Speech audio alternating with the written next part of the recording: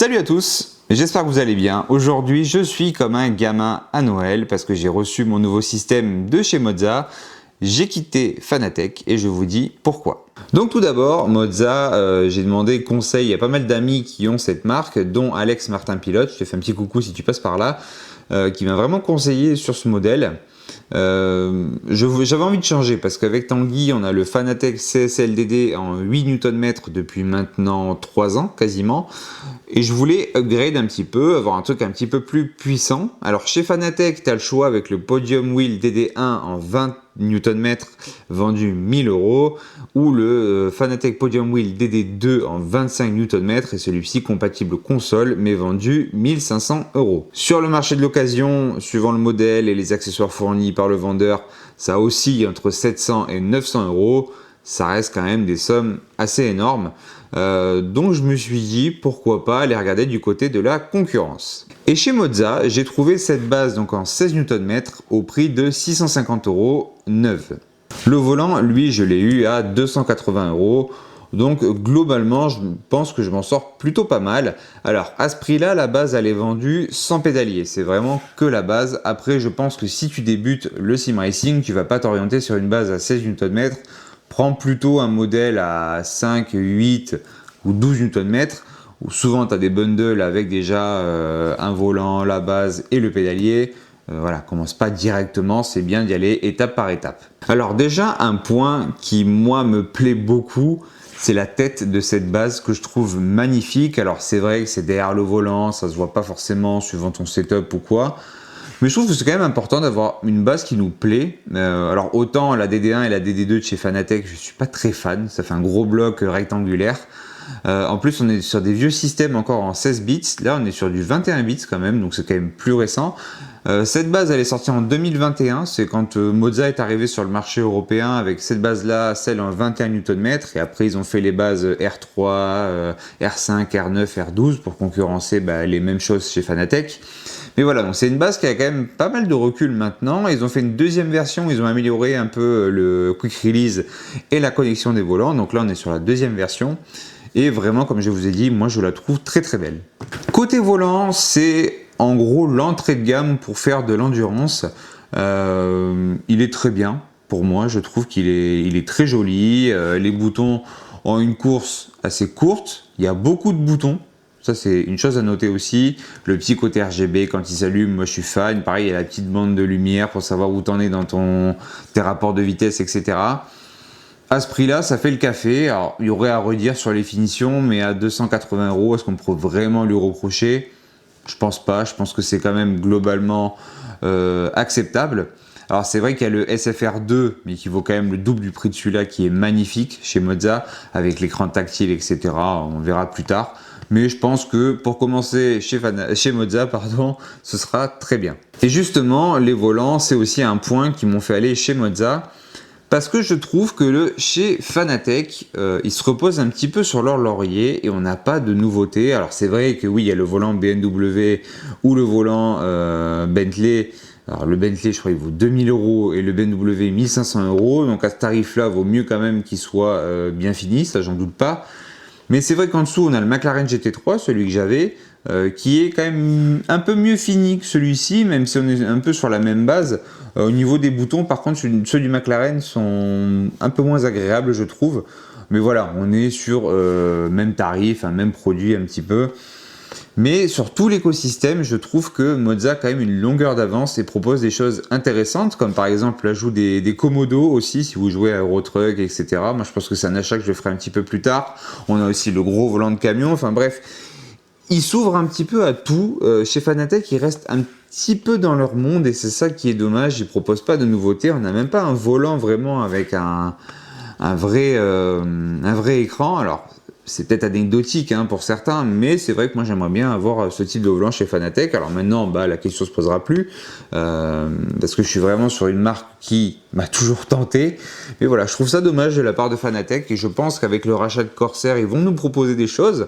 On a déjà eu le volant Porsche GT Vision. Alors c'est un volant que j'avais hésité à acheter, et en fait, quand tu vois les retours, il faut quand même 350 € le volant, ce qui n'est pas non plus excessif, mais en fait le problème c'est que c'est un volant avec lequel je trouve que tu ne peux rien faire. Tu peux pas faire de GT parce que les boutons sont super mal placés, ils sont au centre et tout ça, donc pour aller chercher le pit et tout ça, enfin c'est vraiment pas pratique. Et je pense que c'est pas étudié pour des gens qui font de l'endurance ou quoi. Après, peut-être pour rouler sur Gran Turismo, Solar Crown ou Forza Horizon, peut-être. Mais à chaque fois mettre les gants et payer ce tarif-là pour jouer à ces jeux-là, je sais pas si ça vaut vraiment le coup. Dans une collection. Enfin bref, je trouve que c'est un volant qui ne s'adresse pas à grand monde. Un autre point qui me dérange chez Fanatec, alors un petit peu moins maintenant, c'est le système de Quick Release. Le Quick Release, en gros, c'est la tête de votre base et le système derrière le volant, ce qui vient, hop, se clipser. Chez Mozza, on arrive, on présente le volant, ça va tout seul.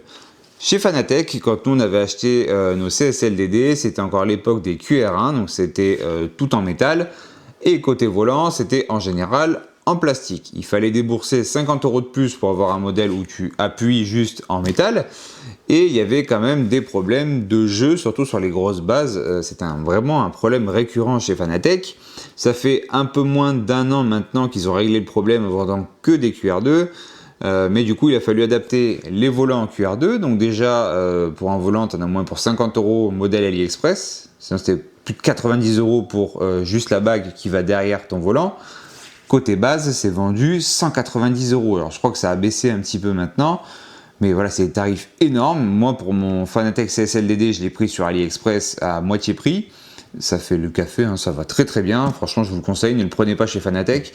Voilà, mais c'est un achat qu'il a fallu faire en plus pour upgrade la base, pour être tranquille et ne pas avoir de jeu dans les axes.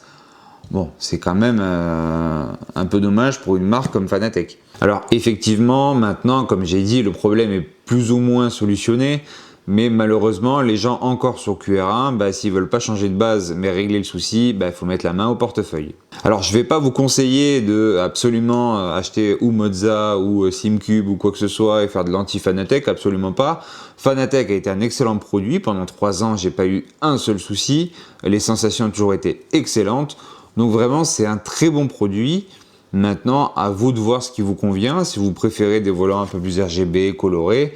Chez Fanatec aussi, c'est très bien pour des setups très sobres. Chacun fait comme il le sent. Maintenant, on va aller voir ce que ça donne. Le temps d'installer la base sur mon GTR S8 de chez Hoplite et je vous retrouve juste après. Nous revoilà cette fois-ci sur le châssis. Alors, on est le lendemain du début de la vidéo parce que malheureusement, dans la même journée, j'ai pas pu installer la base. C'est désormais chose faite et déjà gros point pour Mozza sur l'installation parce qu'en fait tout simplement chez Fanatec sur la base vous avez des petits écrous comme ça. Alors, je sais pas si on va bien le voir à la caméra, ce sont des écrous rectangulaires qui se mettent dans une glissière. Le problème de cette glissière c'est que dès que vous mettez un peu de pente, et bien en gros l'écrou hop il glisse. Donc ce qui fait que c'est super chiant à installer. Chez Mozza, il y a les trous directement prépercés dans la base, donc en soi, sur mon Hoplite GTR S8, il m'a suffi de mettre les trous en face et ça s'est vissé tout seul. Donc en 2 minutes, la base elle était posée, installée. Il m'a suffi d'installer le logiciel Mozza Pit House, de brancher mon volant, tout s'est mis à jour, ça a été super simple. Donc franchement, c'est vraiment top. Je voulais vous montrer un petit peu le logiciel. Alors malheureusement, j'enregistre sur mon écran ultra wide. Du coup, je suis en 21/9, donc l'image peut avoir un effet un peu étiré ou avoir des bandes sur la vidéo. Je suis désolé. Mais voilà, c'est juste histoire de faire rapidement le tour. Donc déjà, sur la page d'accueil, en gros, on a notre volant. Voilà, donc dès qu'on le branche, tac, il s'affiche. Et on a la petite base, voilà, qui est ici. On a aussi le pédalier, mais moi, vu que j'ai gardé mon pédalier V3 de chez Fanatec, forcément, il n'est pas détecté ici. Un point que je trouve vraiment top, c'est de pouvoir régler l'angle de rotation du volant simplement en cliquant sur les boutons ici. On n'est pas obligé, comme sur le logiciel de Fanatec, d'aller bouger la barre ou de faire droite-gauche avec les flèches sur le clavier.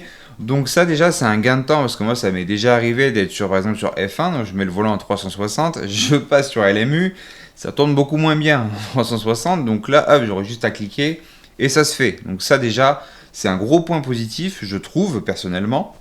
Tant qu'on est sur le volant, eh bien il y a une option aussi qui est cool, en cliquant ici sur plus ou en venant chercher le volant hop juste ici, on peut activer la petite télémétrie ici, et en gros, si jamais il y a un drapeau vert ou quoi, eh bien la barre qui sert du rapport de vitesse, en gros, passera de la couleur du drapeau. Donc ça aussi, c'est plutôt cool.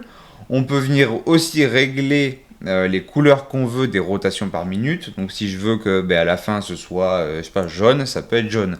Donc ça, c'est cool aussi, ça donne un peu plus d'effet et de personnalisation à son volant. On peut venir aussi régler les modes des boutons, donc ces boutons-là, moi je les ai mis du coup en bouton rotatif. Sinon, on peut vraiment programmer pour que ça fasse 1, 2, 3, 4, 5, 6, 7.